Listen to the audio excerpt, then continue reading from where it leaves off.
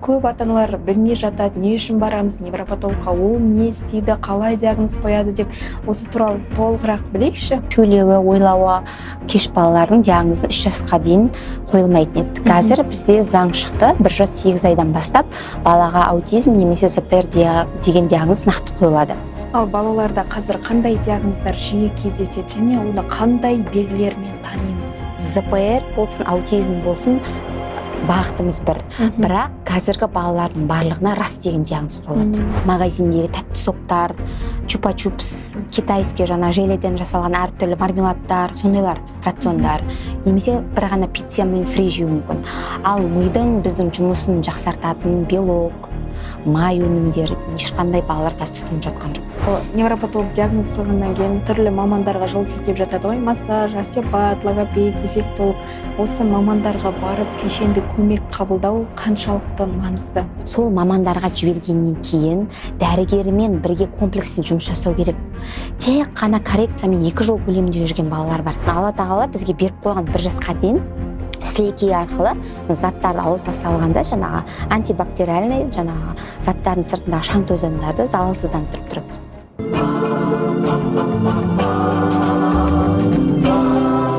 Қайырлы күн, қымбатты көрермен. Бұл ұлтқа һәм ұрпаққа біліммен пайдалы болуды көздейтін шырағын сөнбесін арнасы. Тізгінде мен, Тілназ Дидарқызы. Бүгін біздің студиямызда қонақта интегративті невропатолог, нутрициолог Әсел Қайратқызы. Әсел ханым, студиямызға қош келдіңіз. Қош көрдік, Тілназ ханым. Арнайы ат терлетіп Түркістаннан Алматыға келгеніңізге алғыс айтамыз. Әсел ханым, әуелі өзіңізбен таныссақ, жалпы балалар неврологиясы саласына қалай келдіңіз? Осы туралы толығырақ білсек. Мен өзім Түркістан қаласындағы Халықаралық Қазақ-Түрік университетін бітірген, медицина факультетін 2018 жылы магистратура және интернатура бойынша және біліктілік арттыру бойынша неврология саласын оқыдым. Өзім мемлекеттік мекемеде 4-5 жыл жұмыс жасадым. Декреттік демалыстан кейін осы балалар неврологиясына қызығушылығым арта бастады. Оның ішінде интегративті медицинаға. Не үшін дейтін болсаңыз, өйткені менің өзімнің туысымда, қайнапкемде баласы ерекше болды. Яғни атқа қарамай, көзге қарамай 1 жас 8 айында сондай белгілерімен аутизм рас под вопросом деген диагноз қойылды ол кісіге. Ол кісі маған ұсыныс жасады. Сенің білімің бар, осы салада жұмыс жасап жатсың, медицина саласында, интегративті балалар неврологиясын жақсылап зерттеп қарап, осы салада жұмыс жасасаң жақсы болады еді өзіңе де деп, балаларға да деп. Өйткені қазір маман тапшы деді, біздің Қазақстанда маман тапшы деді. Солай ойланып жүрген кезімде 2022 жылы алдымнан сол интегративті балалар неврологы Ғалия Нұржанқызы өзіне жеке тәлімгер іздеп жатқандығын, осы саланы меңгеріп оқытатынын хабарлап жазды Инстаграм парақшасына. Солай мен ол кісіге жеке наставничествоға барғанмын. Солай осы салаға қызығушылығым ары қарай арта бастады. Ол кісімен бірге мен 2000-ға жуық балаларды көрдім. Олардың қалай балаларға ем беріп нәтиже алып жатқанын байқадым. И солай мен осы салаға 6 ай көлемінде толығымен бет бұрып жұмыс жасай бастадым. Дәрігер ретінде балаларды қабылдай бастадым. Осылай менің жұмысым басталып кетті. Одан өзім осы анти-эйдж дейміз, интегративті медицинаны оқытатын Франция университеті бізде Астана, Алматы қалаларында 2 айда 3 айда бірге оқытады. Сол мектептің түлегі болып 2023 жылы официально өзім оқуға түстім. Әлі де сол мектепті оқып жатырмын қазір. Ертең 12 модуль, ол өзі 12 модульден тұрады. 12 модульді бітіргеннен кейін бізге Франция университетінің дипломы беріледі. ЮПЕК деген университеті, яғни осы интегративті медицинаның түлектері деген бізге официальный диплом береді, сертификат. И біз солай осы салада жұмыс жасаймыз. Әсел ханым, невропатолог деп таныстырып жатырмын ғой. Қазір ата-аналар, логопед, дефектолог маманға бармас бұрын ең алдымен невропатологтың алдынан өту керек, невропатолог диагноз қояды деп айтып жатады. Бірақ көп ата-аналар білмей жатады, не үшін барамыз невропатологқа, ол не істейді, қалай диагноз қояды деп, осы туралы толығырақ білейікші. Иә, бұрында бізде диагнозды, яғни сөйлеуі, ойлауы кеш балалардың диагнозы 3 жасқа дейін қойылмайтын еді. Қазір бізде заң шықты, 1 жас 8 айдан бастап балаға аутизм немесе ЗПР деген диагноз нақты қойылады. Яғни баланың симптомдарына қарай. Рас деген диагноз қазір Қазақстанда жалпылама қойылып жатыр. Ал біз интегративті невропатолог ретінде ол ЗПР болсын, рас болсын, біз баланың ағзасын емдейміз.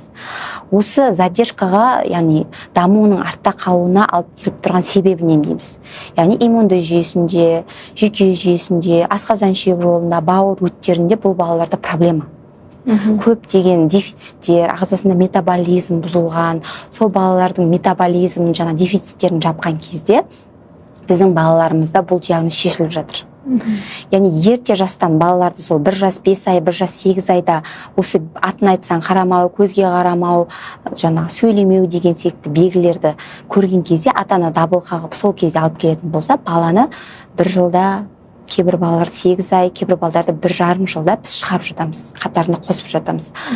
Яғни ондай балалар практикамызда бар. Яғни 2 жыл, 1,5 жыл көлемінде жұмыс жасап, қатарына қосып кеткен балдарымыз бар. 6 ай көлемінде жұмыс жасаған балдарымыз бар. Өйткені әр баланың ағзасы әртүрлі. Бір баламен 2 жыл жұмыс жасадым екен деп, барлық баламен 2 жыл жұмыс жасамаймыз. Яғни біздің бір протоколымыз 3-4 айға беріледі. Яғни 3-4 айдың көлемінде баланың ағзасындағы жаңа дефициттері жабылып, біз айтқан жаңа нутрициолог деп атсыз ғой, баланың тамақтану рационына да қатты мән береміз. Тамақтың күнделікті тамақ ішіп жатқан рациондағы жаңа зиянды тамақтарды шектетеміз, пайдалы тамақтарды беруді ұсынамыз. Солай баланың ағзасын біз қалыпқа келтіреміз, екі жақтама. Ата-анаға ұсыныс жасаймыз, үйде қандай рацион жасау керек, қандай режимді ұстану керек баланы, және қандай сол ағзасына бұзылыстарына қарай қандай дәрі-дәрмектерді беру керек, соны біз ұсынамыз. Сол кезде біз екі жақтама жұмыс жасаған кезде нәтижені алып жатырмыз. Ал балаларда қазір қандай диагноздар жиі кездеседі және оны қандай белгілермен танимыз? Алдыңызға келіп жүрген ата-аналардың балаларынан, соны сізге жаңа айтып жатқаным сол ғой, біз ЗПР болсын, аутизм болсын, бағытымыз бір.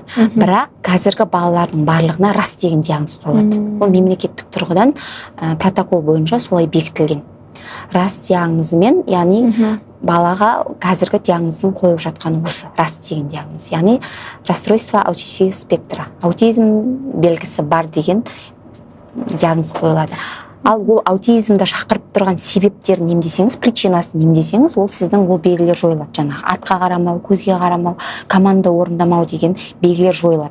Ал бізде қазір нейрокоррекцияға апарады ғой. Дефектолог, АФК, сенсорный интеграция, аботерапияға мамандарын алып барып жатады. Бірақ баланың тамақтану рационы өте шектеулі болады. Яғни нан, кейбір балалар тек қана магазиндегі тәтті соктар, чупа-чупс, китайский жаңа желеден жасалған әртүрлі мармеладтар, сондайлар рациондар.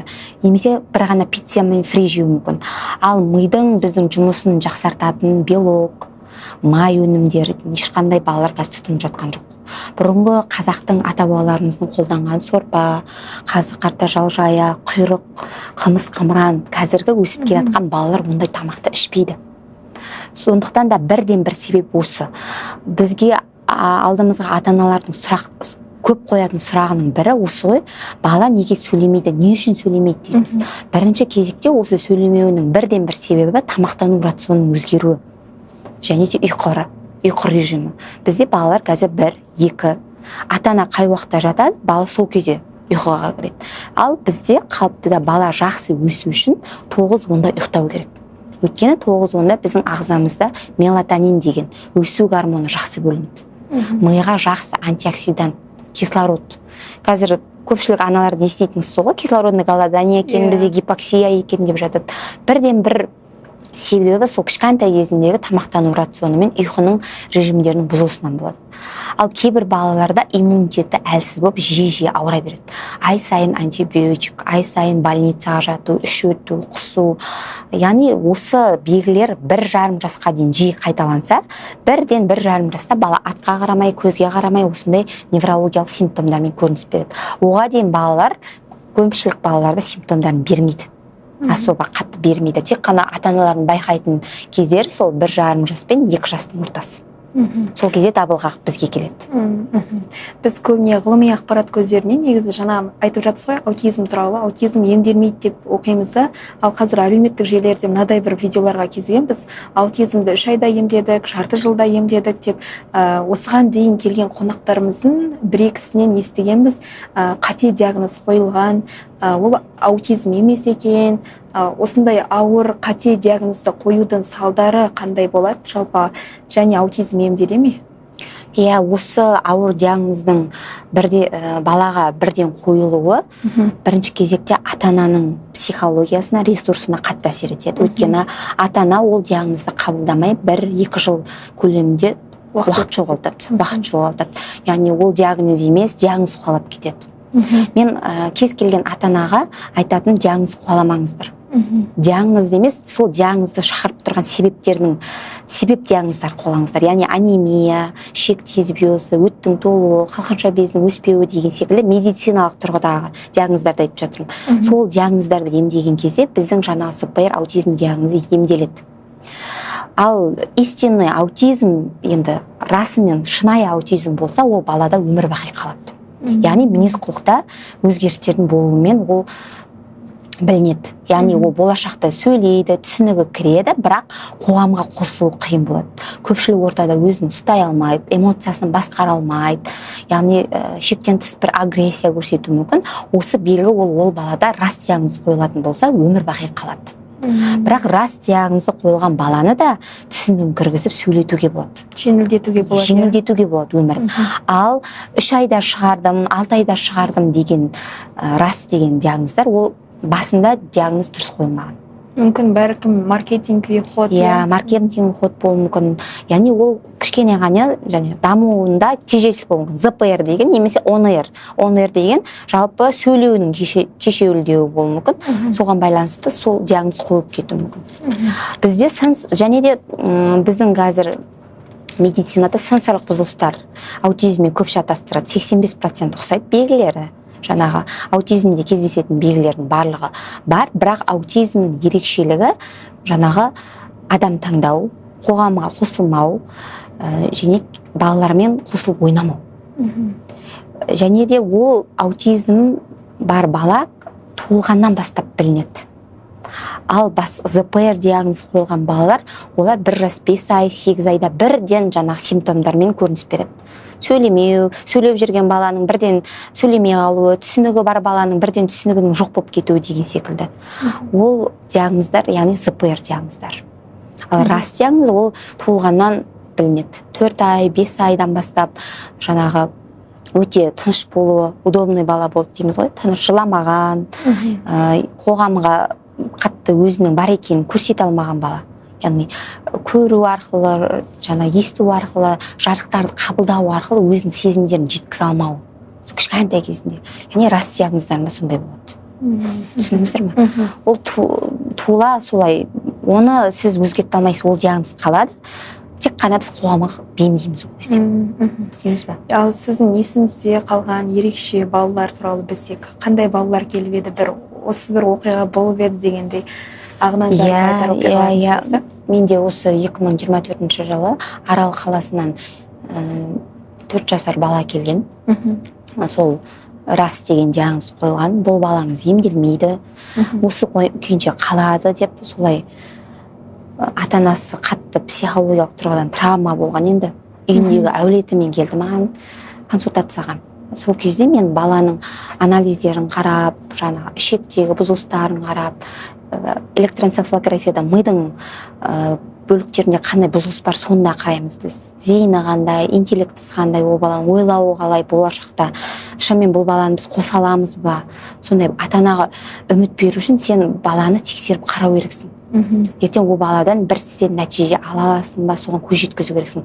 Сондықтан да біздің консультацияға ата-аналар толығымен тексертпен келеді.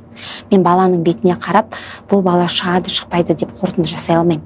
Баланың ағзасын медициналық тұрғыдан тексеріп қарап, бала болашақта қалады осы диагнозбен, немесе бала толығымен шыға алады деген мен ата-анаға үміт бере аламын. Ол ата-анаға мен солай үміт бердім. Және ағзасында бұзылыстарына байланысты тамақтану рационын айттым. Сол кезде маған әкесінің айтқаны, мен рационнан тәтті, нан, сүт өнімдерін шектеңіздер деп айтамын. Өйткені ондай балалардың ішек микрофлорасында өзгешелікке байланысты ол тағамдарды қорыта алмайды. Басқа балалар ол тамақты жібереді, оларға қатты зиян емес. Ал именно сол психологиялық даму артта қалған балалардың ішек микрофлорасында бұзылыстары өте көп болады.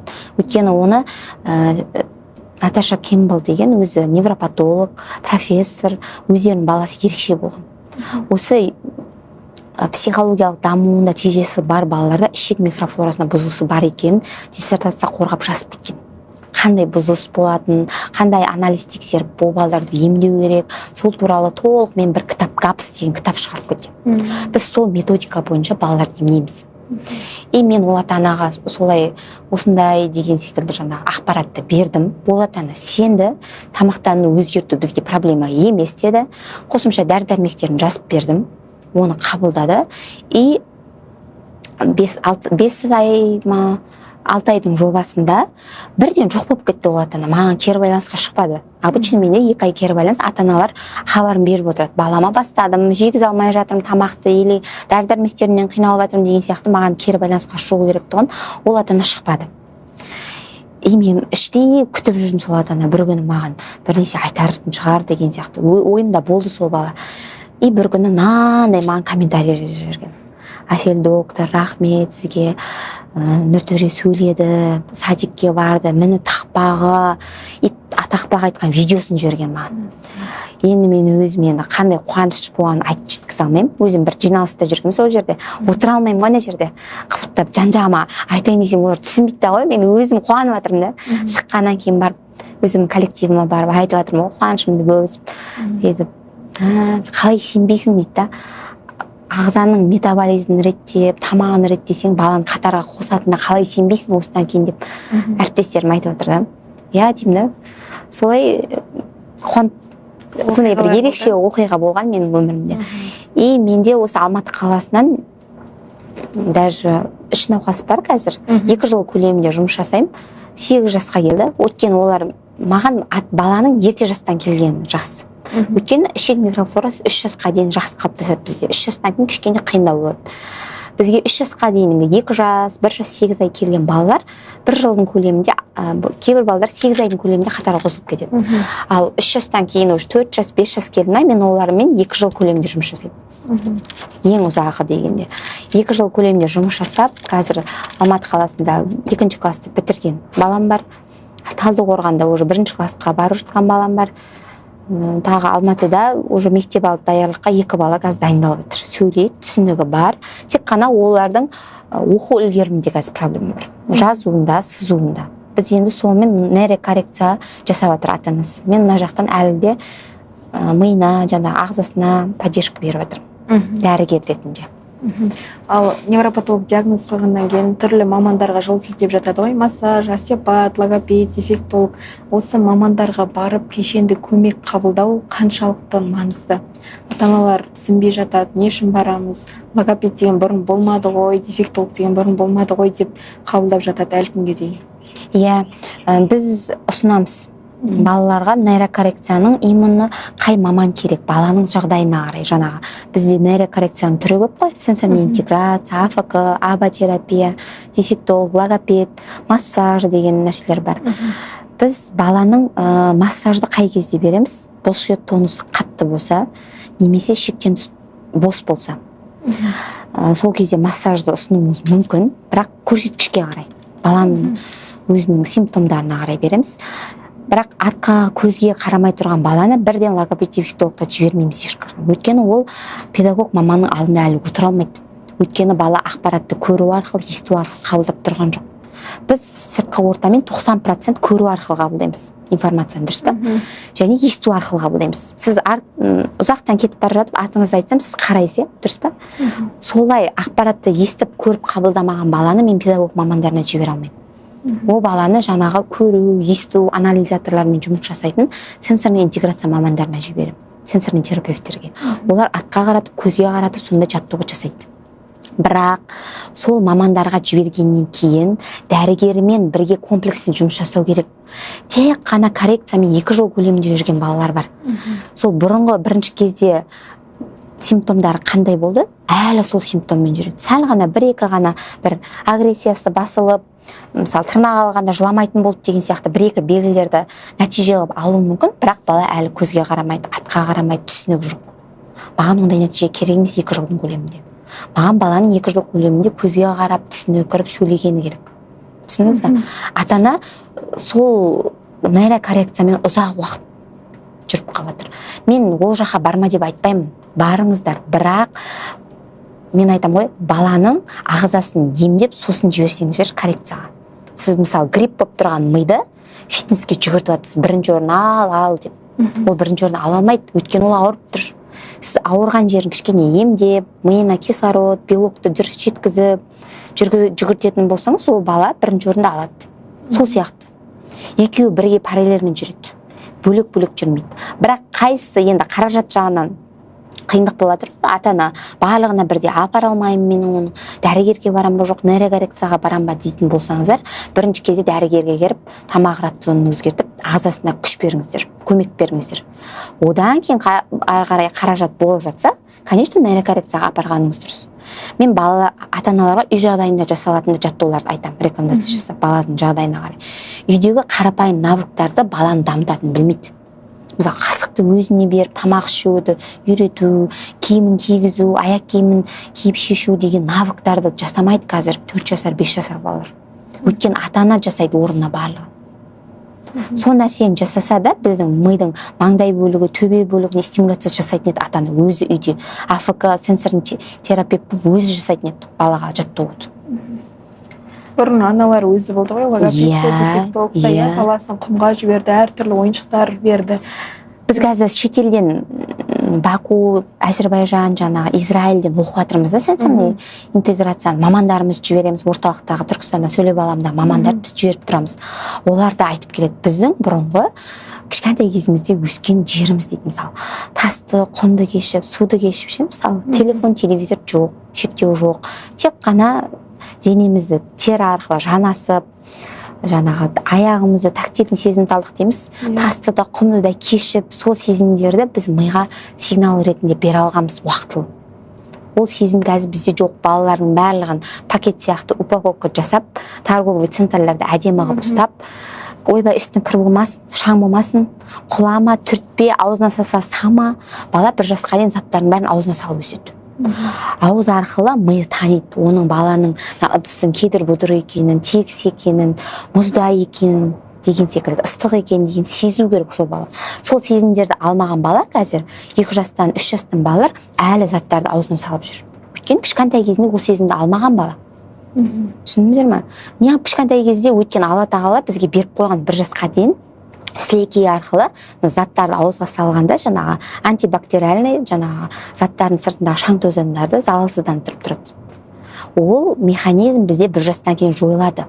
Ал 1 жастан кейін бала барлығына 2 қолмен, мелкий моторика деп айтамыз, ұсақ қол моторикасымен жұмыс жасап кету керек. Ал бізде ол нәрсе жұмыс жасалмаған кейін баланың ойлау интеллекті іске қосылмайды. Ол қосылмаған кейін түсінік кірмейді балада. Ал бізде қана сөйлетуге қарай акцент жасай береміз. Ол сөйлеу өте күрделі процесс. Сөйлеуге дейінгі жаңағы мелкий моторика, жанасу, тактильді сезімталдық, көру, есту қабылдауы, түсіндіңіз бе? Сол түсініктің кіруі толық, түсініктен алдын имитация қайталауы, мысалы, бала түсінбей сіздің іс-әрекетіңіз қайталап жүреді үйде. Сол іс-әрекетті қайталай отыра оның түсінігі кіреді, осыны істеген кейін мынандай болады екен ғой деген сияқты түсінік кіреді, жайлап, со временем. Сол этап өтпейінше бала сөйлемейді. Ал менің алдыма келіп жатады, логопед дефектологтарға 2 жыл көлемінде апарат, бала сөйлейді, санайды 10-ға дейін, барлыққа түстерді ажыратады, бірақ көрсетсем білмейді. Өйткені ол жаттанды. Қызыл, сары, жасыл деп жаттап алған, санап алған. Ал заттарды 1, 2, 3 деп санай алмайды. Мына футболканың түсі қандай десең, жауап бере алмайды. Өйткені жаттанды. Түсінік кірмей жаттанды сөз шығатын болса, оның түсінігін кіргізу 2 есе жұмыс бізге. Дәрігерлерге де, педагогтарға да. Сондықтан да ата-аналарға айтарым, сөйлеуге қатты асықпаңыздар. Сөйлеудің алдындағы этаптарды реттейік. Баланы көзге қаратып, атқа қаратып, командаға түсіндіріп, имитация, түсінік қалыптастырып, одан кейін сезімдер ояна бастайды. Сіздің жылағаныңызды, қуанғаныңызды сезіну керек қой. Балаларда қазір эмоция жоқ, қорқыныш сезімі жоқ.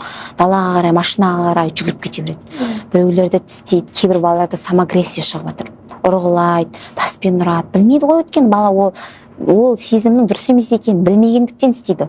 Оған ата-аналар жылап қалады. Менің балам біртүрлі ма, психикалық жағынан ауытқуы бар ма? Иә, ауытқуы бар, бірақ оны кішкентай кезде емдеп тастасаңыз, сіз ары қарайғы болашақ жаңағы психикалық аурулардың асқынулар бар ғой бізде, енді умственно отсталость, шизофрения деген ауыр диагноздар бар. Сол диагноздарға жол бермеуіміз керек. Біз невропатологпен кішкентай жаста бастап емдеп тастасаңыздар, сіздер психиатрға ары қарай бармайсыздар. Бізде қазір көпшілік балалар психиатрдың еміне өтіп кеткен. Біз невропатолог уже шамасы келмейді. Ал неврологияда белгілі бір уақытты күтумен, мәселен баланың өсуін күтумен түзелетін диагноздар бар ма? Ата-аналар қай кезде асықпау керек? Сондай-ақ мынадай бір белгілер кезінде дереу дабыл қағу керек белгілер қандай кездерде, қандай диагноздарды? Қандай диагноздарды? Жаңағы кішкентай кезінде мысалы барлығын түсінеді, бірақ сөйлемейді деген ЗР деген диагноз қояды, мысалы задержка речевого развития. Сол диагнозбен ата-аналар ұзақ жүріп қалады. Тек қана бұл сөйлемейді ғой, главный түсінігі бар деп. Ол балалардың уақытылы сол түсінігі бар баланы ары қарай дұрыс сөйлетіп, ойлау қабілетін, интеллектісін ары қарай іске қоспаса, ол бала ЗПР диагнозына ауысуы мүмкін. Вақтылы істемес. Ауырлай түседі. 2 жаста ЗР диагнозы қойылды ма, уже 3 жаста жұмыс жасанбаса, ол диагноз ауырлай түседі.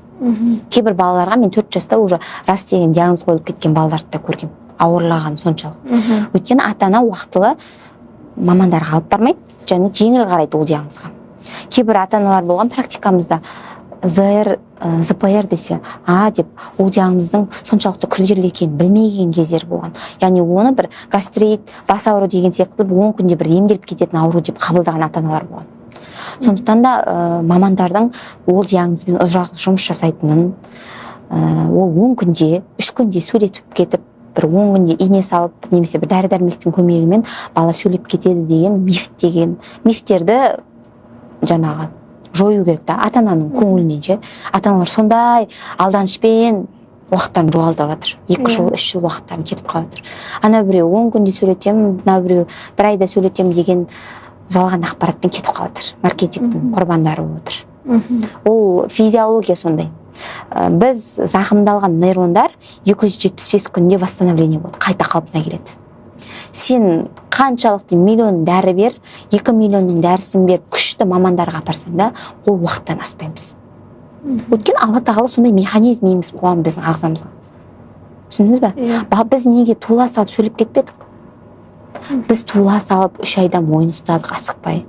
4-5 айда жан-жағымызға қарадық. 5 айда, 6 айда отырдық, аунадық. Заттарды қолымызға ұстай бастадық. Солай еңбектеп жүріп, біз сол сөйлеуге дейін солай дайындалдық қой. Түсіндіңіздер ме? Сол этапта дайындалмайды көп ата-ана. Бала жүрмей, еңбектемей жүріп кеткен балалар болады бізде. Отыруы кеш балалар болады, мысалы. 1 жас 8 айда отырып, 2 жаста жүрген балалар бар. Олардың да тілдік даму жағынан артта қалады. Тек қана жүру жағынан емес. Ал көпшілік психикасында, ойлауы, түсінігінде проблемасы бар балаларда айтатырым ғой, 1,5 жасқа дейін, 1 жас 8 айға дейін қалыпты дамыған балалар. Тек қана сол жасқа дейін жиі ауырған, кейбір ата-аналар вакцинадан көріп жатады. Вакцина енді мен 50-50 деп айтатын едім. Баланың ағзасы дұрыс емес болған, просто вакцина триггер болған ол. Сол жағдайдың орын алуына бір себепші болып қалған. Ол басында баланың ағзасы дұрыс емес болған, ол вакцинаны қабылдауға. Сондықтан да сондай жағдайлар орын алып жатыр. Жалған ақпараттар вакцинадан болады, немесе бір қалай? Екпеден. Жаңа сондай бір ата-аналар өзінің историясында қандай болады, барлық ата-анаға соны айтады да, ол дұрыс емес. Алдымызға келіп жатқан ата-аналардың әрқайсысының историясы әртүрлі, балалардың да сол задержкаға алып келіп жатқан себептері де әртүрлі. Себебі немдесеңіз, сол дамуында кешеуілдетіп тұрған нәрсені емдеп тастасаңыздар, ол шығады. Салдардың алдын алуға Иә, салдарын алдын алуға болады. Ал сіз тек қана беткей сыртынан емдей беретін болсаңыздар, жаңа ЗПР деген диагнозды жалпылама қараластырып жаңағы емдей беретін болсаңыздар, ол шықпайды. Өйткені бірдей балаға ЗПР немесе аутизм деген диагноз қойылды ғой. Ал оның себептері әртүрлі шақырып жатқан. Себеп емдесе шығады ол бала. Әсел ханым, енді бағана дұрыс тамақтануға қатысты бір ақпараттар айтқан едіңіз. Инстаграм желіңізден де оқыдым, біраз нәрсені біз балаға берілмеу керек тамақтар да бар екен.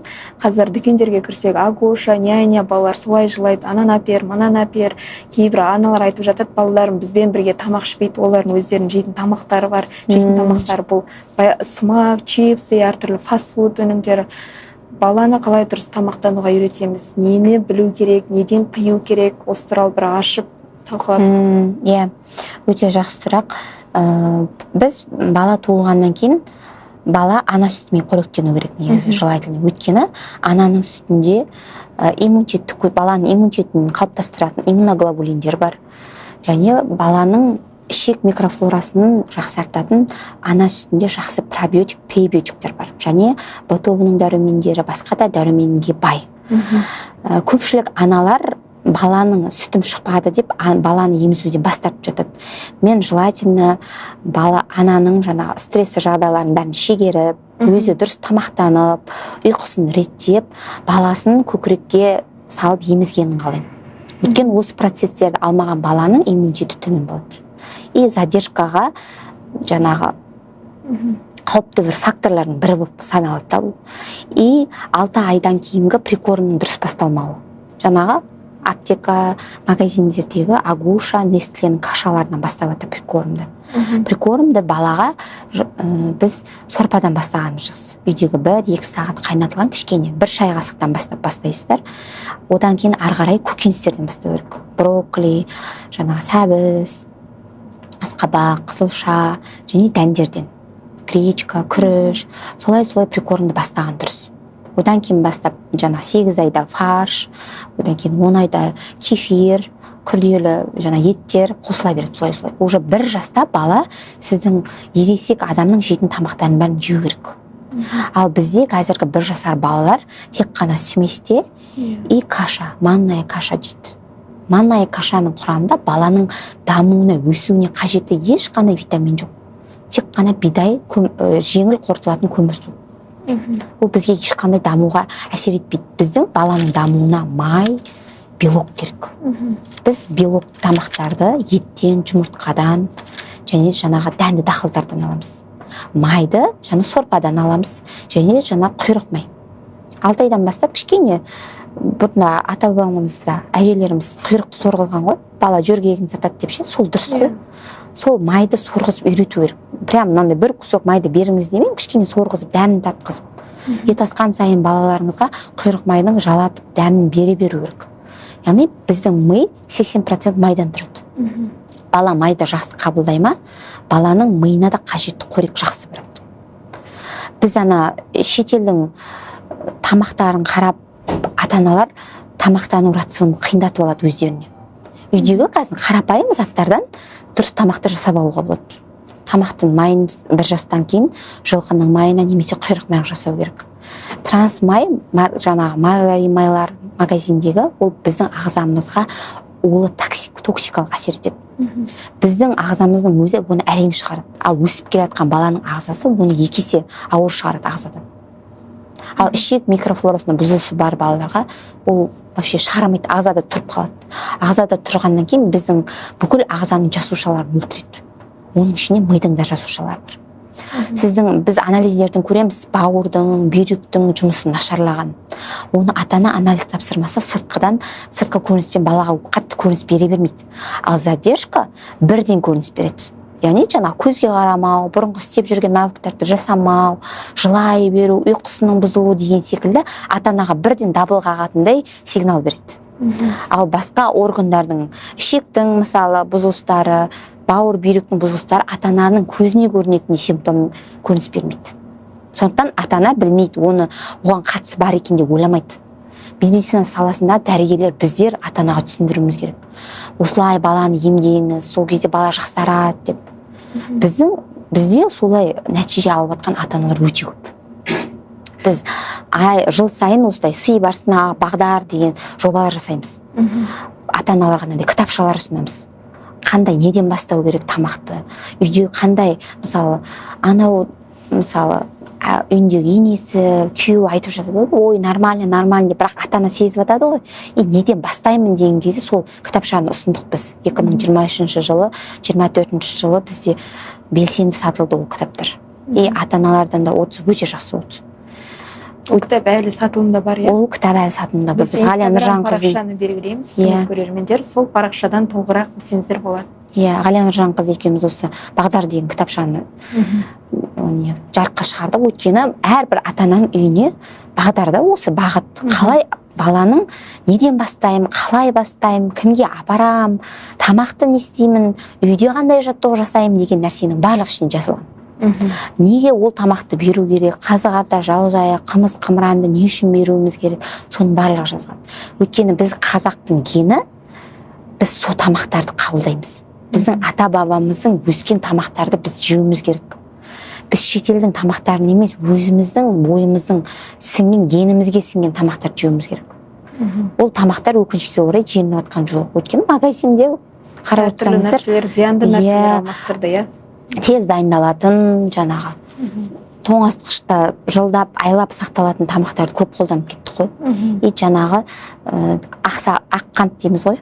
Барлық тәттіден жасалған өнімдер көбейіп кетті. Қоспалар, бояғыштар қосылған, вафли, печеньенің түр-түрі, конфеттер, жаңағы желатиннен жасалған мармеладтар. Енді балалардың жейтін тағамдары өте көп, бірақ ешқандай пайдасы жоқ. Агушалардың мысалы составтарын қараңыздаршы, ішінде еш нәрсе жоқ. Бояғыш, қоспа, жаңағы даже алманың өзі натуральный емес. Бір қоспалардың, бір химиялық қоспалармен алынған тамақтарды берді. Ол баланың асқазан ішек жолын ірітіп жібереді. Қалыпты микрофлорасын жойып тастайды. Бізде жаңағы задержканы шақыратын, судорогиді шақыратын ішекте микрофлора болады, патогенді. Гастридий, кандида деген.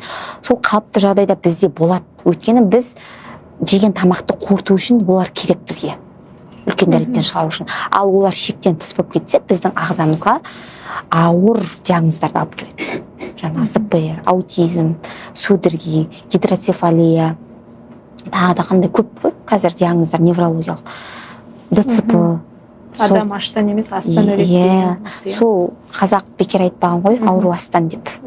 Осы тамақтан басталады. Ол бірақ ата-аналарға, қазіргі ата-аналардың психологиясына ауырып отыр. Тамақ өзгерту деген. Өйткені супермаркеттің барлығы зиянды тамаққа толы. Баланы шектей алмайды. Баланы шектесе, баланың психологиясына қатты әсер етеміз деп қорқады. Мен айтам, баланы аясаң аяма деймін.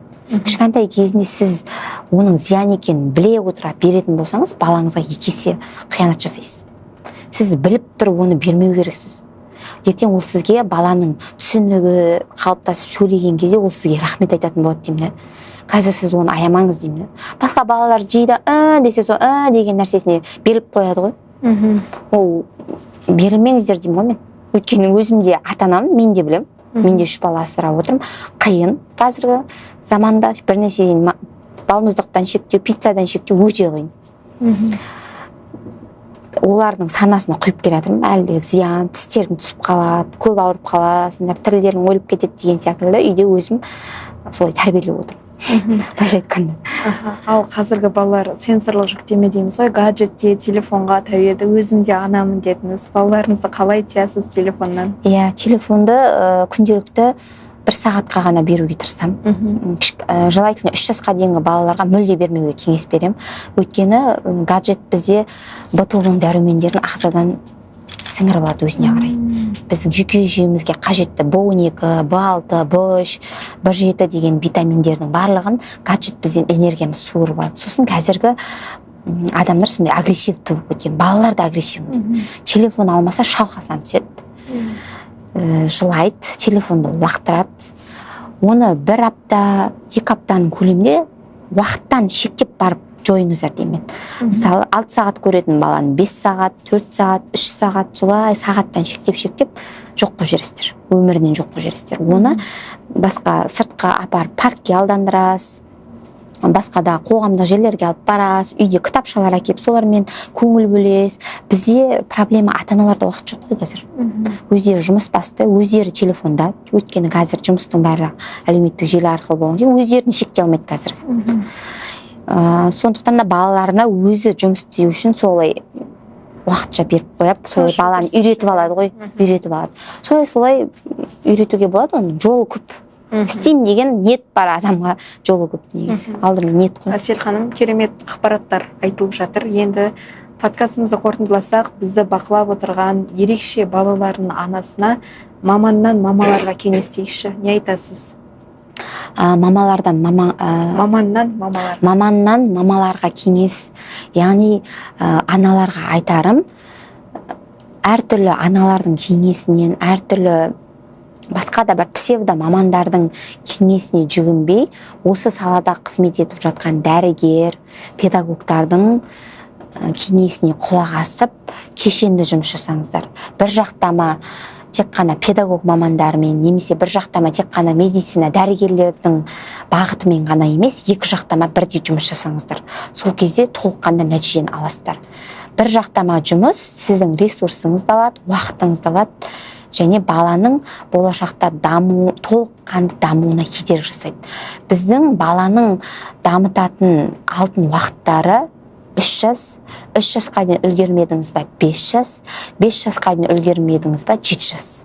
7 жастан кейін баланың физиологиялық тұрғыдан миының қыртыстарының дамуы бәсеңдеп, толық нейрондар қалыптасу керек. Мидағы біздің сезгіш, қозғалыш нейрондар біздің қимылымызға, сезімдерімізге жауапты нейрондар толық қалыптасу керек. Сол қалыптаспағаннан кейін ары қарайғы уақытты мен айта алмаймын. Әр баланың өзінің саулығына байланысты. Кейбір балдар шығып жатқан балалар да бар, бірақ толыққанды емес. Түсіне кіріп бір-екі сөзді айтуы мүмкін, бірақ ол толыққанды мектепке бармауы мүмкін. Сондықтан да алтын уақыт 7 жасқа дейін уақыттыр. Осы уақытты бағалау керек. Осы уақытты бағалаңыздар. Балаңыздың уақытын бұл керек емес нәрселермен ұрламаңыздар. Әсел ханым, көп рахмет. Өте бір пайдалы ақпараттар алдық. Біздің студиямызға келгеніңізге алғыс айтамыз. Құрметті көрермендер, подкаст ұнаса лүпіл басып пікір жазуды ұмытпаңыздар. Келесі кездескенше аман, сау болыңыз.